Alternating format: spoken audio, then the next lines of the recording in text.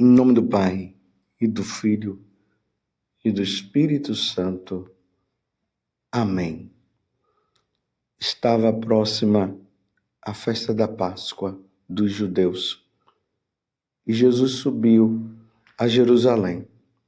No templo, encontrou os vendedores de bois, ovelhas e pombas, e os cambistas que estavam aí sentados. Fez então um chicote de cordas e expulsou todos do templo, junto com as ovelhas e os bois.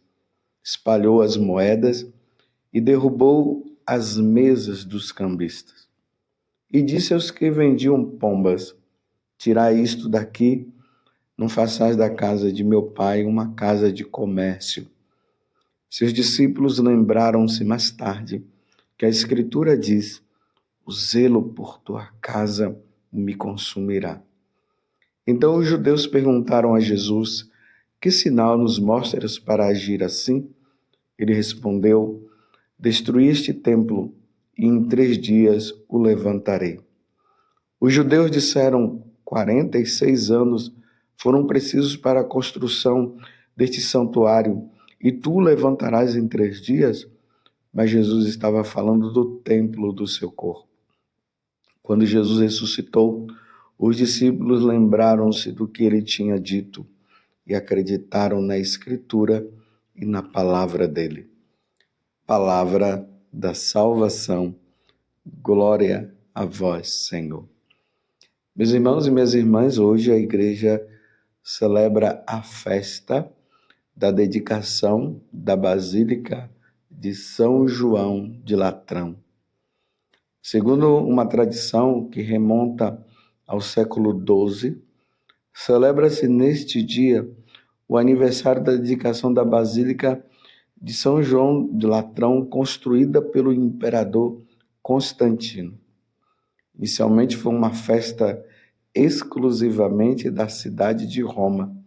Mais tarde, estendeu-se à igreja de rito romano, com o fim de honrar a basílica que é chamada mãe e cabeça de todas as igrejas, da urbe e da orbe, e como sinal de amor e unidade para a cátedra de Pedro, que, como escreveu Santo Inácio de Antioquia, preside a Assembleia Universal da Caridade.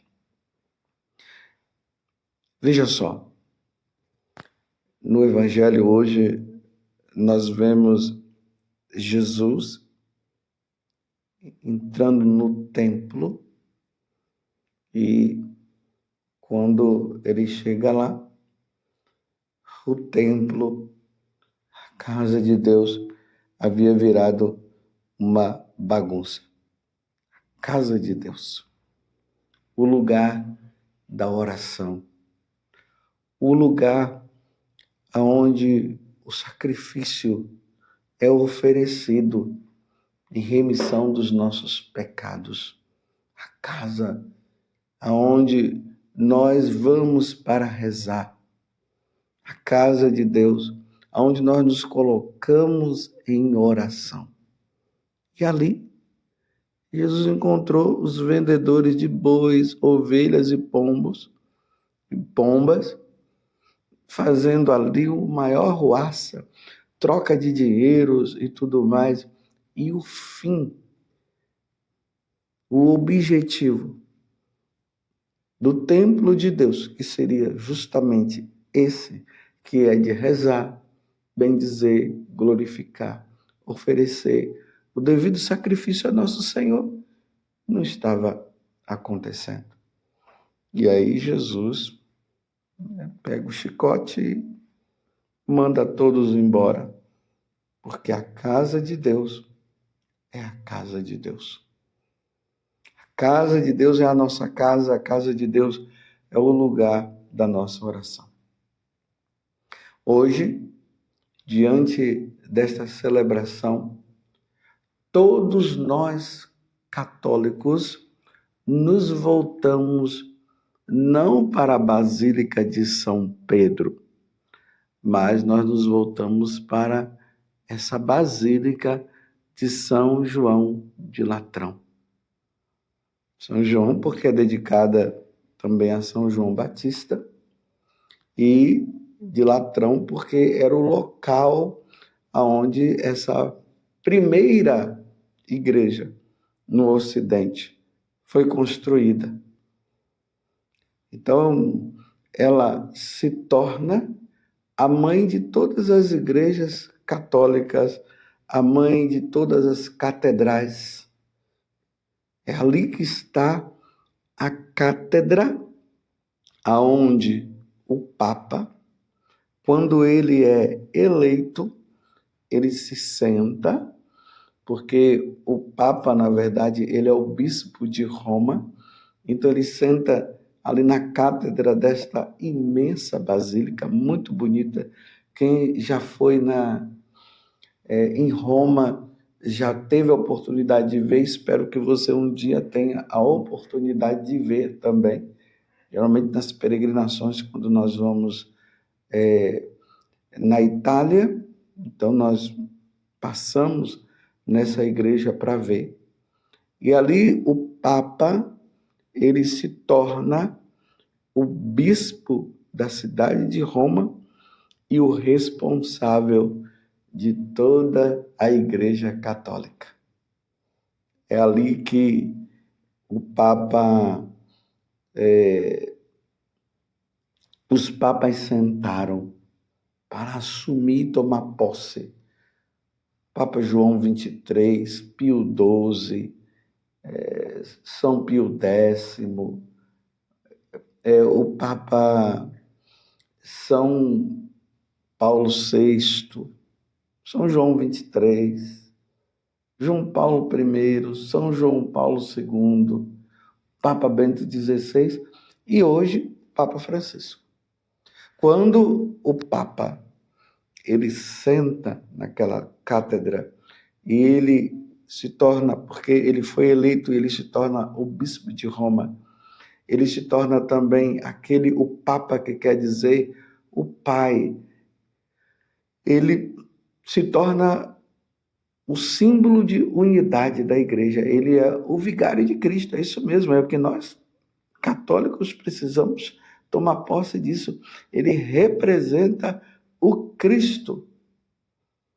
E ali ele, assumindo aquele local, assumindo a igreja de São João de Latrão como bispo de Roma, ele assume toda a igreja católica.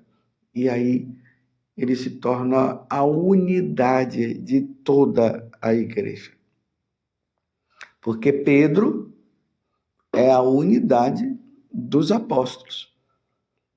Quando os apóstolos precisavam resolver alguma coisa, alguma questão que tinha de problema na igreja, como está lá nos Atos dos Apóstolos, onde teve o primeiro concílio, o concílio de Jerusalém, aquela questão que estava acontecendo, que se dizia que um pagão, para se tornar um cristão, precisava passar pela circuncisão, ou seja, precisava se tornar judeu para depois se tornar cristão. E Paulo viu que não haveria mais necessidade disso, que a circuncisão era o coração, que a única coisa que precisava era a pessoa ser batizada e aí já se tornava um cristão em si. E aí houve discussões, tinham aqueles que achavam que precisava passar pela circuncisão, tinham os outros que achavam que não. E aí Paulo foi lá em Pedro, naquele concílio, foi resolvido que já não precisava mais fazer a circuncisão. E ali, unidos os apóstolos com Pedro, cheio da força do Espírito, foi promulgada essa lei que o pagão não precisava passar pela circuncisão. Aqui está a unidade. Pedro, ele é a cabeça, é aquele que está acima de todos os apóstolos. E assim, meus irmãos, na tradição da igreja, veio de Pedro, e aí veio o outro, até chegar aos nossos tempos, 266 papas. E o último agora é o Papa Francisco. E como eu digo sempre para vocês, todos os papas, todos aqueles que representam Pedro, precisam das nossas orações. Todos os papas precisaram de oração. E nós precisamos rezar pelo Papa Francisco, da mesma forma como nós rezamos pelo Papa Bento XVI, da mesma forma como nós rezamos pelo Papa São João Paulo II e assim por diante. Nesses tempos difíceis, porque vou dizer uma coisa para vocês. Conduzir essa igreja de nosso Senhor Jesus Cristo nos tempos de hoje não é fácil.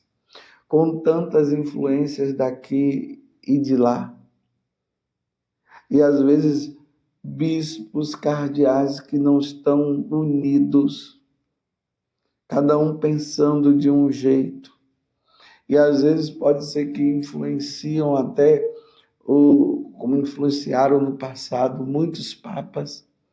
Nós precisamos rezar hoje pelo nosso Papa. Celebrar essa festa da dedicação da Igreja de São João de Latrão é pedir a Deus a graça que a Igreja seja unida.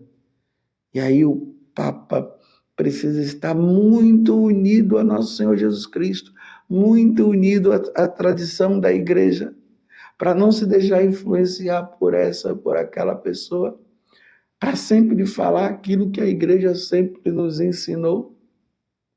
Não é fácil.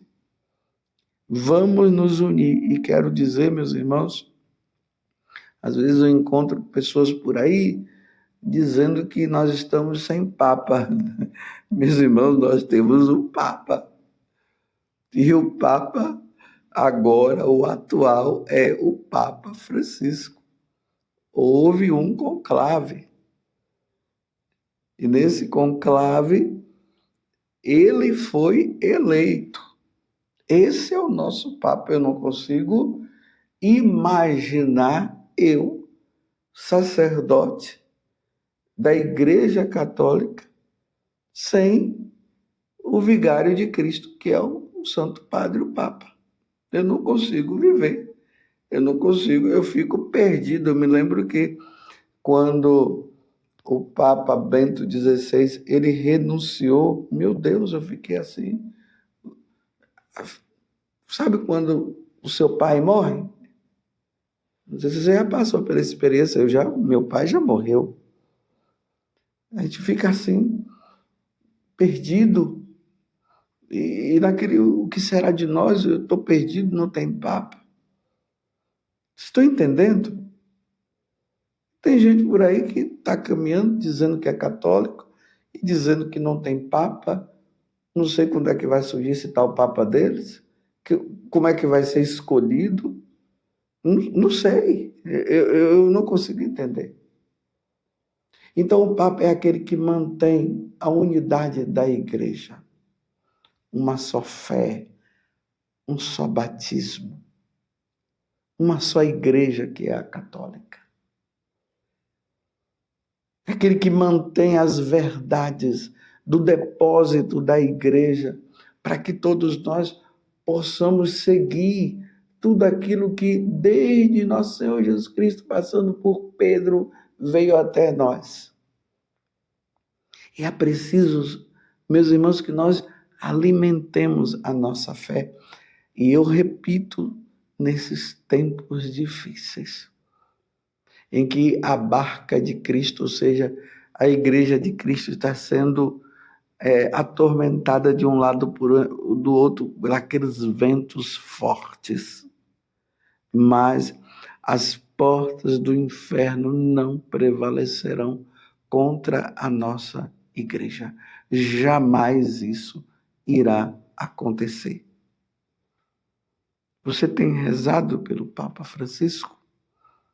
Como você rezou antes pelo Papa Bento XVI, como você rezou por São João Paulo II, e assim por diante.